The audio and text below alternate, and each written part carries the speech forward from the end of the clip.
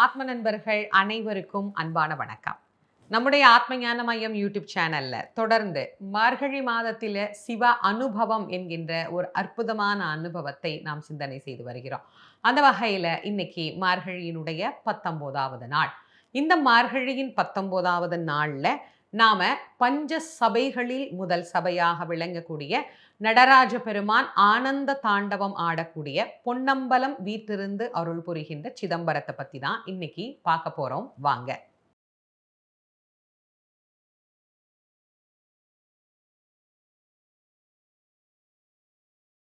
இன்று சிவபெருமானுக்கு மிக மிக விசேஷமான ஒரு நாள் திருவாதிரை திருநாள். ஆருத்ரா தரிசனம், ஆருத்ரா அபிஷேகம் எல்லாம் நிறைவேறி சிவபெருமான் நமக்கு திருவாதிரை நாதராக இன்று காட்சி கொடுக்கக்கூடிய ஒரு அற்புதமான நாள். இந்த நாள்ல இந்த சபையை பத்தி நாம சிந்தனை செய்யறது ரொம்ப ஒற்றுமையாக அமைஞ்சிருக்குது அப்படின்னு தான் நான் சொல்லணும். இன்னைக்கு இந்த அழகான நாள்ல சிவபெருமானை நீங்க காலையிலேயே விரதத்தோட எடுத்து வழிபாடு பண்ணணும் அப்படின்னு நினைச்சிருக்கிறீங்கன்னா, திருவாதிரை விரதம் எப்படி இருக்கணும் அப்படிங்கிறதுக்கு ஏற்கனவே நான் தனிப்பதிவு கொடுத்துருக்கேன். நீங்க இதுவரைக்கும் பார்க்கல அப்படின்னா அந்த பதிவை போய் பாருங்க. விரதம் எப்படி இருக்கிறது அப்படிங்கிறத நீங்க தெரிஞ்சுக்கலாம். இந்த அழகான திருவாதிரை நாள்ல சிவபெருமான் மிக அற்புதமாக அபிஷேகம் மேற்கொண்டு நமக்கு நடராஜ பெருமானுடைய கோலத்துல பஞ்ச சபைகளில் ஒரு சபையாக விளங்கக்கூடிய சிதம்பரத்துல காட்சி தருகின்றார். சிதம்பரத்துல இந்த அபிஷேகம் ரொம்ப ரொம்ப விசேஷமானது. எல்லா நடராஜ பெருமானுடைய கோவிலிலேயும் இது விசேஷமானதுன்னா கூட சிதம்பரத்துல அதிவிசேஷமாக நடைபெறக்கூடிய 6 அபிஷேகங்கள்ல இந்த அபிஷேகம் மிக பிரதானமானதாக கருதப்படுகிறது. இந்த நாள்ல நாம மார்கழி மாதத்தோடு கூடிய நம்முடைய சிவ அனுபவத்துல 5 சபைகளை பத்தி பார்க்க போறோம். அதுல முதல் சபையாக இன்னைக்கு இதை பார்க்க போறோம். 5 சபைகள். சிவபெருமான் பலவிதமான நடனங்கள் ஆடினார். பல அற்புதமான தாண்டவங்களை அவர் புரிந்தார். அதுல சபைகளாக அவை உருவாக்கப்பட்டவை 5. இந்த 5 சபைகளில பொன் அம்பலம் அப்படின்னு சொல்லக்கூடிய சிதம்பரம். இறைவன் நமக்கு தங்கமயமாக ஜொலிக்கக்கூடிய அந்த பொன் கூரையின் கீழே காட்சி தரக்கூடிய நடராஜ கோலம். பார்க்க பார்க்க பார்க்க திகட்டாத அற்புதமான ரூபம் நடராஜருடைய ரூபம். ஏற்கனவே நாம் நடராஜ பெருமானை பத்தி நிறையவே நம்முடைய யூடியூப்ல நாம் சிந்தனை செய்து வருகிறோம். ஆனால் கூட ஒவ்வொரு முறையும் அவரை சிந்தனை செய்கின்ற போதும் ஒவ்வொரு முறையும் புதுவிதமான அனுபவங்களைத்தான் அவர் நமக்கு தருகிறார்.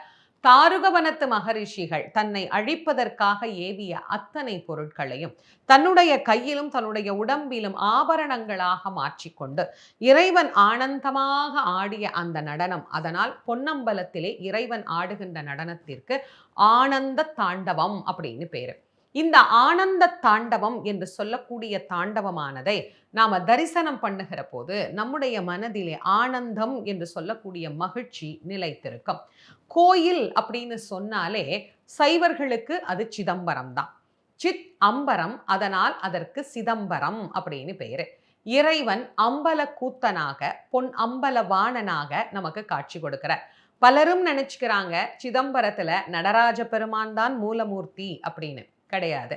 நான் ஏற்கனவே உங்களுக்கு நிறைய சிவ ஆலயங்களை பத்தி இந்த பதிவில் கொடுத்துக்கிட்டே இருக்கிறேன். அதுல இறைவன் ஆகாய திருத்தலமாக, அதாவது பஞ்சபூத திருத்தலத்தில் இறைவன் எழுந்தருளி அருள் புரியக்கூடிய திருத்தலமாக சிதம்பரத்தை பத்தி நான் ஏற்கனவே உங்களுக்கு ஒரு பதிவு கொடுத்துருக்கேன்.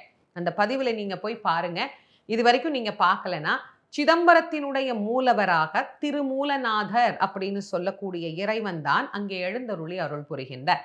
நடராஜ பெருமான் அப்புறம் அங்க எப்படி வந்தார்? அவர் வந்ததற்கு ஒரு வரலாறு இருக்கு இல்லையா?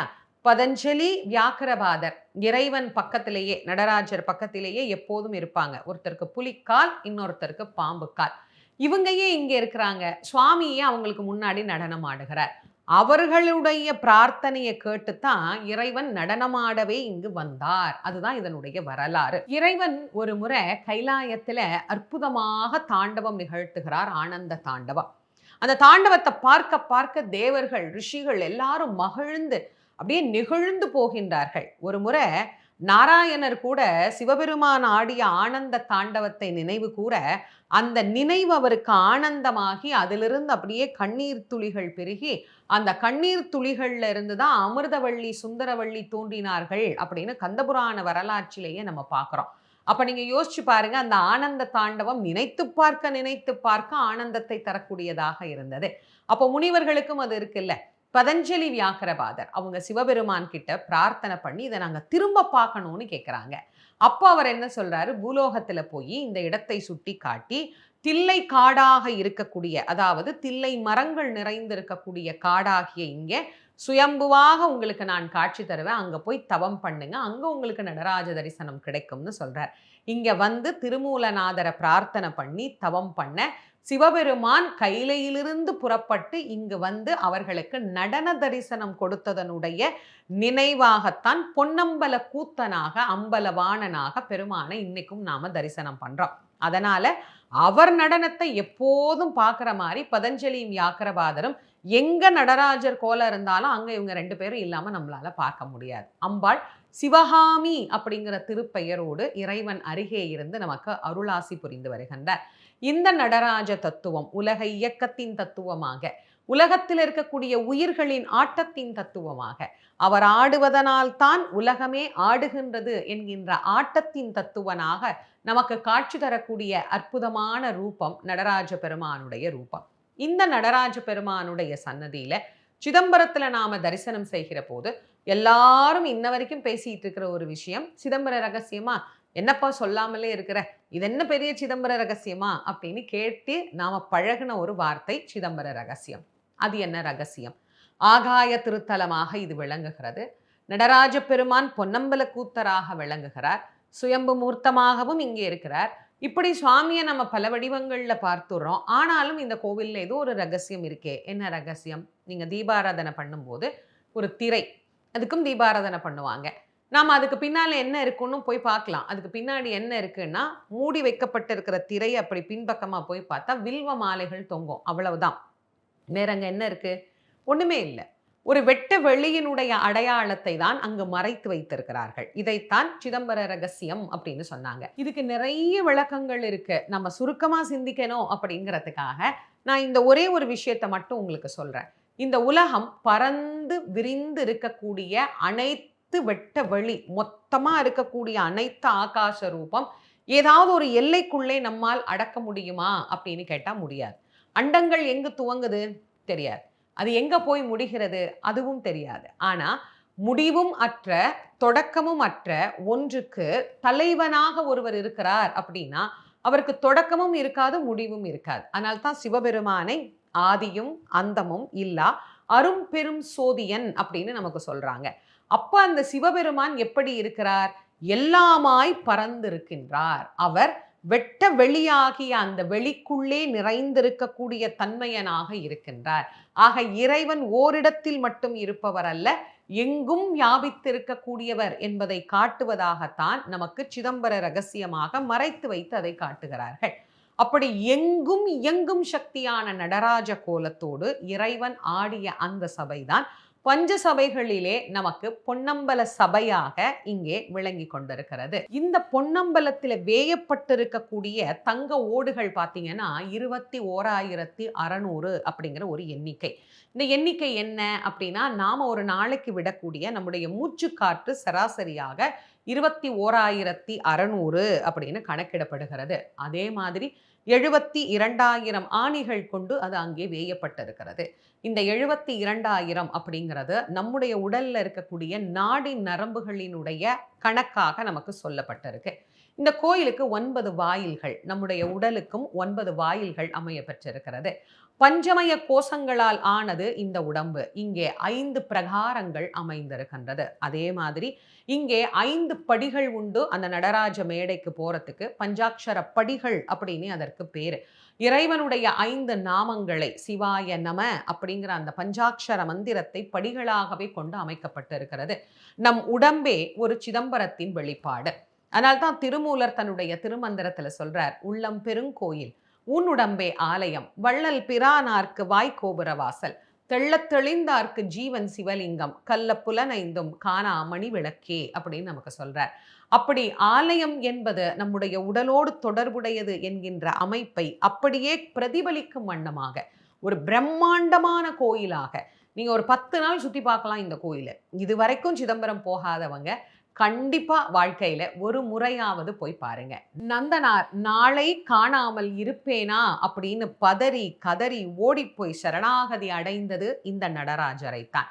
மாணிக்கவாசக சுவாமிகள் தான் எழுதிய திருவாசகத்திற்கு வாக்கியம் நடராஜா என்று அவர் கைப்படவே அவருக்கு எழுதி கொடுத்து மாணிக்கவாசகரை தன்னோடு இணைத்து கொண்ட பெருமானும் இந்த நடராஜமூர்த்தி தான். அப்ப சிதம்பரத்துக்கு எவ்வளவு சிறப்பு இருக்குன்னு பாருங்க. சிதம்பரத்தை பத்தி எவ்வளவு வேணாலும் சொல்லிட்டு இருக்கலாம். அவ்வளவு சிறப்பு படைத்த சிதம்பரத்துக்கு நீங்க போய் நடராஜ பெருமான தரிசனம் பண்ணும்போது உங்களுடைய அனுபவம் எப்படி இருந்தது அப்படிங்கிறதையும் எனக்கு கமெண்ட்ஸ்ல சொல்லுங்க. மார்கழியில திருவாதிரை அன்னைக்கு போக முடியல, இன்னைக்கு தான் திருவாதிரை, இன்னைக்கு போக முடியல அப்படின்னா ஏதோ ஒரு நாள்ல கண்டிப்பா போய் நடராஜ பெருமான வழிபாடு பண்ணிட்டு வாங்க. மார்கழியில இன்னைக்கு நாம கேட்க வேண்டிய திருப்பாவை திருவெம்பாவை பாடல் என்னங்கிறத பார்த்துட்டு வரலாம் வாங்க. உங்கையிற் பிள்ளை உனக்கே அடைக்கலம் என்று அங்க பழம் சொல் புதுக்கும் எம் அச்சத்தால் எங்கள் பெருமான் உனக்கொன்று உரைப்போம் கேள். எங்கொங்கை நின் அன்பர் அல்லார் தோள் சேரற்க எங்கை உனக்கல்லாது எப்பணியும் செய்யற்க கங்குள் பகல் என் கண் மற்றொன்றும் காணற்க இங்கிப் பரிசே எமக்கு எங்கோன் நல்குதியே எங்களிலன் ஞாயிறு எமக்கேளோர் எம்பாவாய். குத்து விளக்கெரிய கோட்டுக்கால் கட்டில் மேல் மெத்தென்ற பஞ்ச சயனத்தின் மேலேறி கொத்தலர் பூங்குழல் நப்பின்னை கொங்கை மேல் வைத்து கிடந்த மலர் மார்பா வாய்த்திரவாய். மைத்தடங் கண்ணினாய் நீ உன் மணாளனை எத்தனை போதும் துயில் எழ ஒட்டாய்கான் எத்தனை ஏலும் பிரிவாற்றற்கில்லையால் தத்துவம் அன்று தகவேலோர் எம்பாவாய். இன்னைக்கு பஞ்ச சபையில ஒரு சபையாக விளங்கக்கூடிய பொன்னம்பலத்தையும் இறைவன் அங்கு ஆடுகிற ஆனந்த தாண்டவத்தினுடைய வரலாற்றையும் சிந்தனை செய்தோம். இந்த பதிவை உங்களுடைய நண்பர்கள் உற்றார் உறவினர்களோட பகிர்ந்து கொள்ளுங்க. நம்முடைய ஆத்மஞான மையம் யூடியூப் சேனலை இதுவரைக்கும் நீங்க சப்ஸ்கிரைப் பண்ணலைன்னா கண்டிப்பா பண்ணிக்கோங்க. மீண்டும் நாளைய மார்கழியின் சிவ அனுபவத்தில் உங்கள் அனைவரையும் சந்திக்கும் வரை உங்கள் அனைவருக்கும் நன்றியும் வணக்கமும் கூறி விடைபெறுவது திருமுருக வள்ளல் வாரியார் சுவாமிகளின் மாணவி தேசமங்கையர்க்கரசி. நன்றி, வணக்கம்.